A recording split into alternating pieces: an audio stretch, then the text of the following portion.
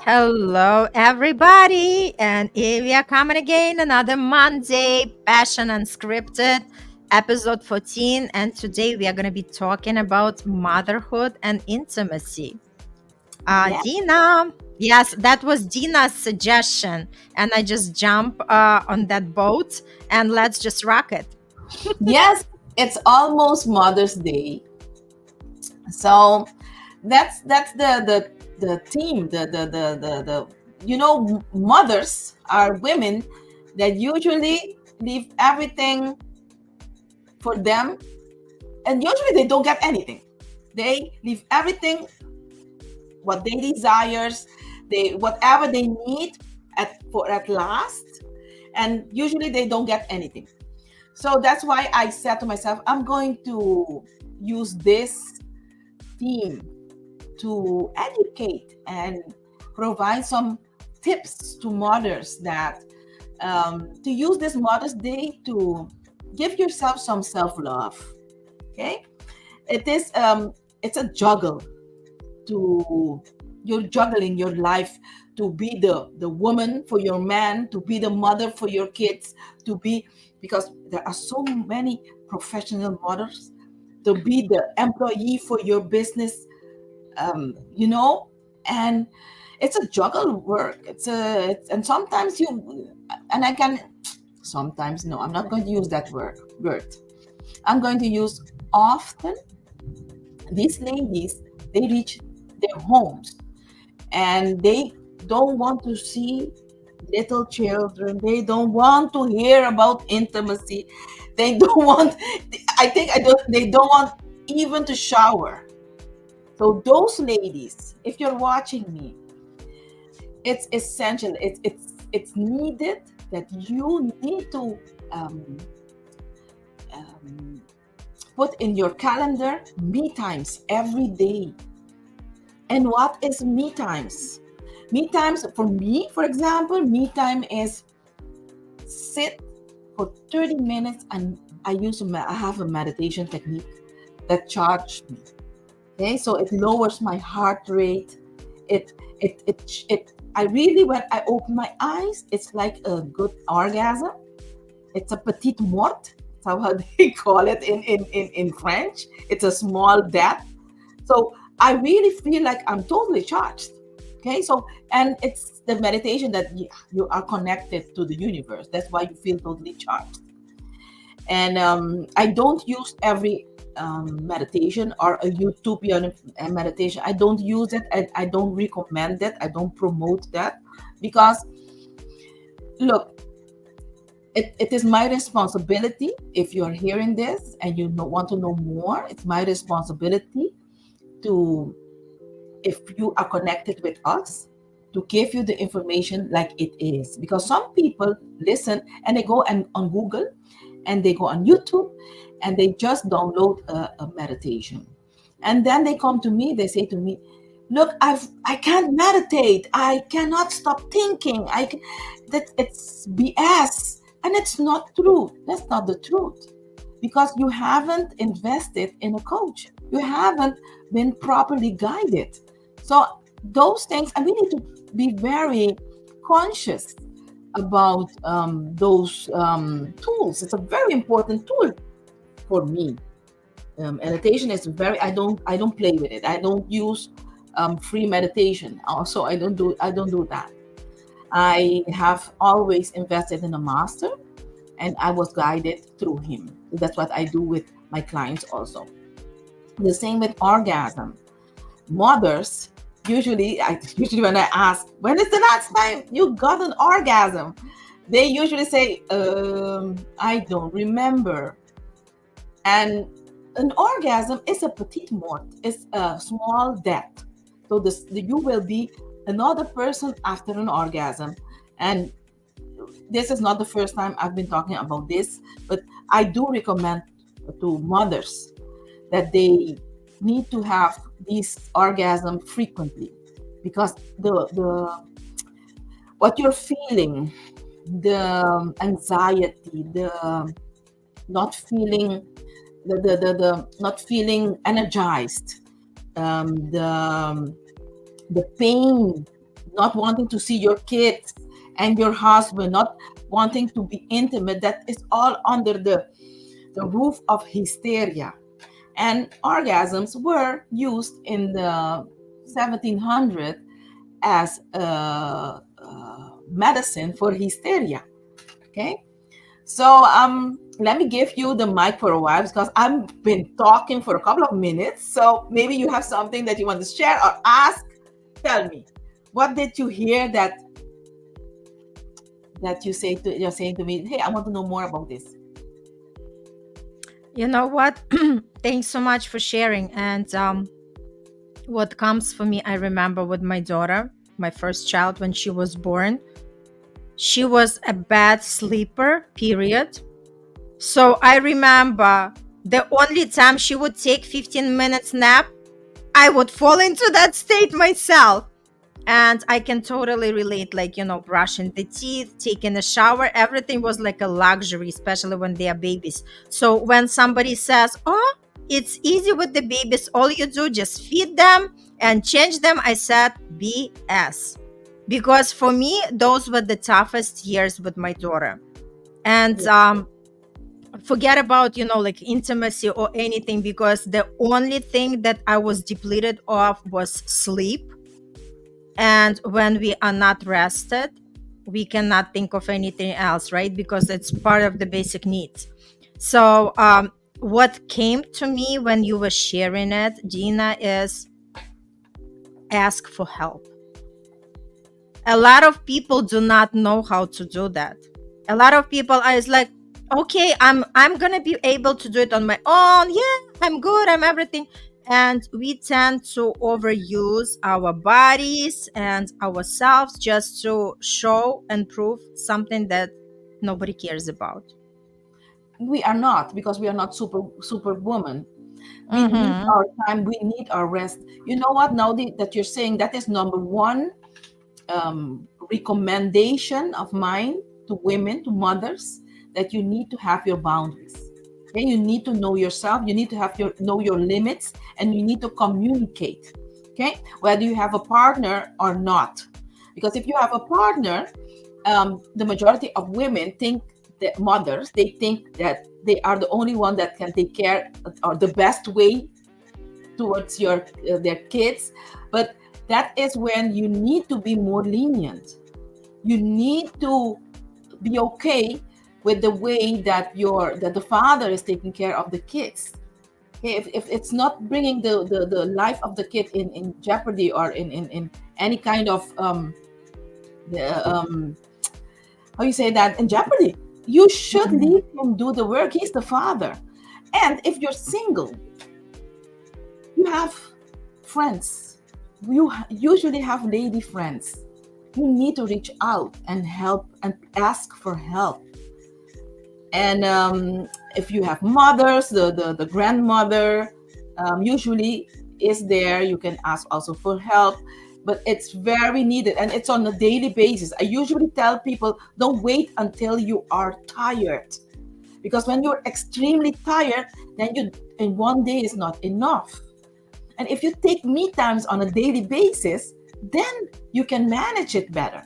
Okay, so something else came up, or I'm going to the number 2 recommendation. Yes, because for me, what came up, I was pretty lucky enough. Although my husband was always working, because I wasn't working during, for 9 months while I was caring for my baby until my mom retired. I was very fortunate because my dad was there in the evening. Like, I couldn't wait till the evening time just to give that daughter to him, because I was like so exhausted, right? And sometimes my mom-in-law would come and she's like, like, go and sleep, because she saw how exhausted I was. That's why I emphasize the importance of asking for help. And if anybody offers the help, please never refuse. Receive that help and be grateful, because we all require the rest. Our bodies require the rest. So for me, there was no intimacy during that time, because, like I said, I was exhausted and all I wanted was sleep. Sleep was the priority over sex. So again, I don't know of other people how they are dealing during that time, but again, it depends if the child. Because with my second one, we taught him, so he was, a good sleeper since he was 2 months. We trained him, but with my daughter, it was a special case. So I don't know how other people are doing, and if anybody is going to be listening and brave enough to share how was their, experience with the intimacy while they were raising. Obviously when kids are older it's easier, but while they are still like that small, how do you actually manage it? You throw me a couple of years back. Yes, what you just said, it depends what for kid, what for character your baby has. Mine, for Mm-hmm. example, my daughter was my firstborn, was like, she liked sleeping.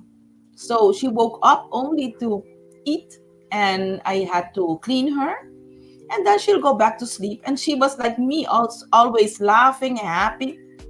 But Mm-hmm. my boy, was just a crybaby.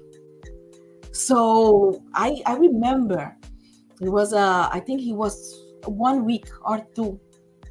My mom came home, and I was with the kid in my arms, and he was crying. He didn't want the to suck on Uh-huh. The pacifier.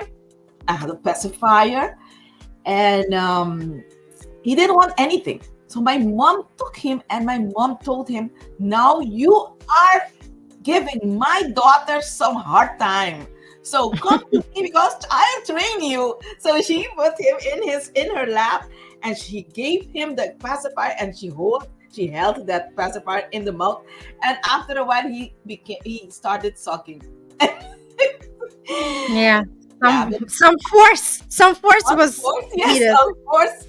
So it depends what kind of kid you have, but you need help. You need help, and I remember also that when my firstborn was very very easy.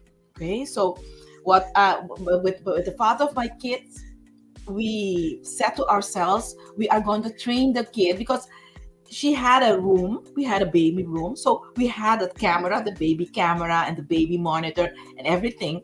So he said, we are going to, with time, after a month or two, I think, when it was not so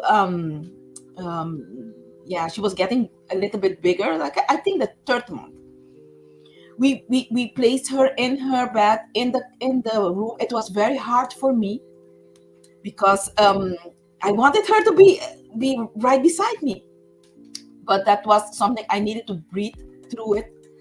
Because I was in that time also meditating. I started meditating, so I had to lower that anxiousness at that time, also using my technique. So it is something that you need help, because the kid, when it is born, it is not born with instructions. So you need to get to know the baby, get to know yourself as a mother, um, learn about how to be a mom, what will work in your home for you. So it's very important, because there are so many things. Because there's something also very important. You said in your home there was no intimacy. In my home, we we spoke about that. It's not going to we're not going to jeopardize our intimate relationship. So it was very important to get back into that, and I'm very grateful, because that's how I didn't go through that period of not liking myself, or that period of getting back into the intimacy. I don't know if you remember yours, but it's a big step, going back into loving yourself, being um, having that part of the vagina that did not bring a child to the world, but it's for pleasure. that Mm-hmm. that is a very big step. Okay, so it's very important, these topics, because usually you don't listen about it. And I'm very grateful that you have this, because in Mother's Day, um, mothers need to focus um, on that, because you're a mother, you're a woman, you're a career woman, and none of those three need to get jeopardized for a long period. Okay.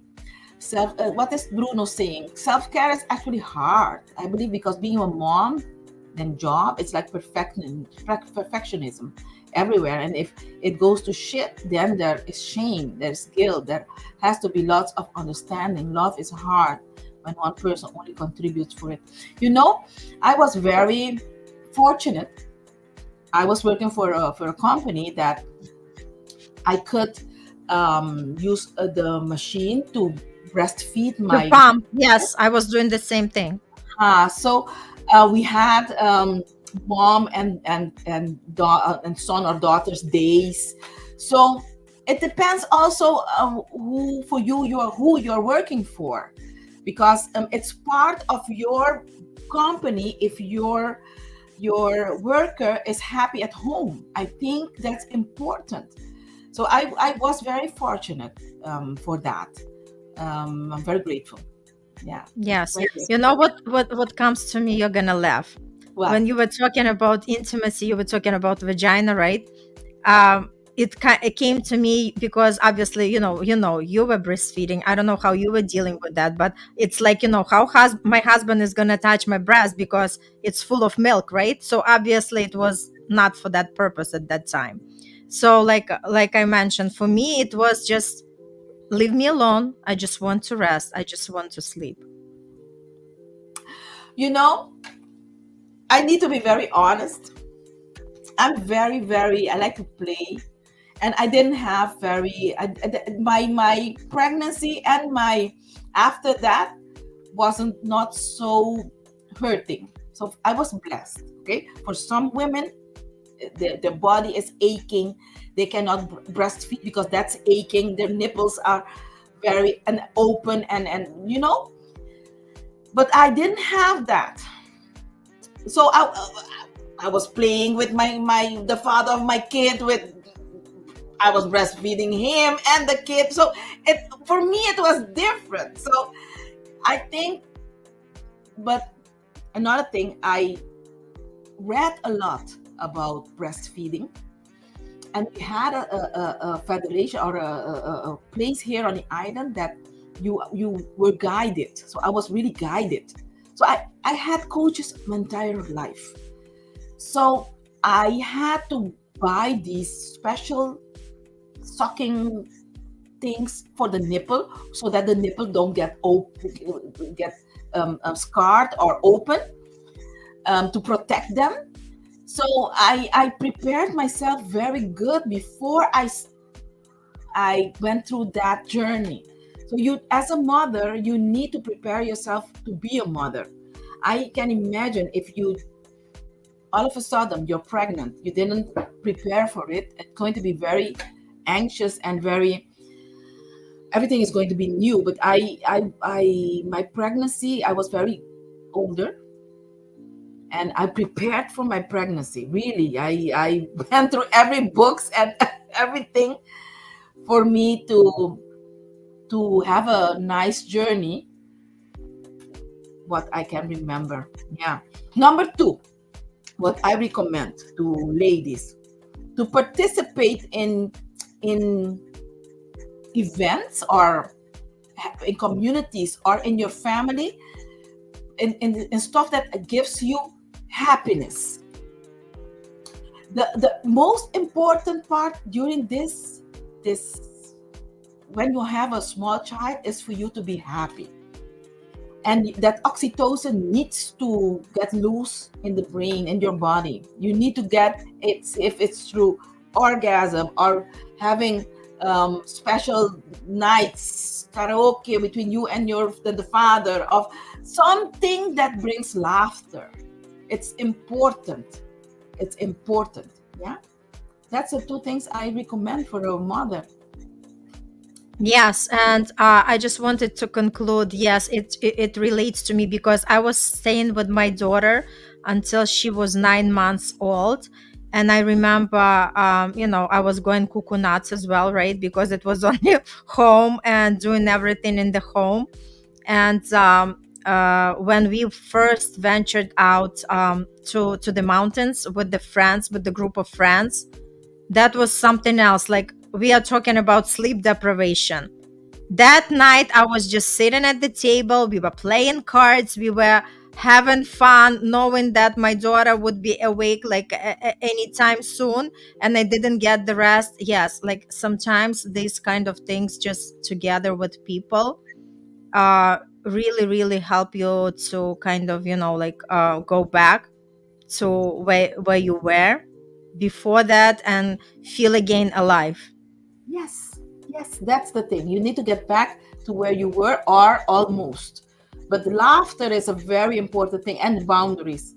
Laughter and boundaries are two things that you need to set in place every day. Yes. Yes.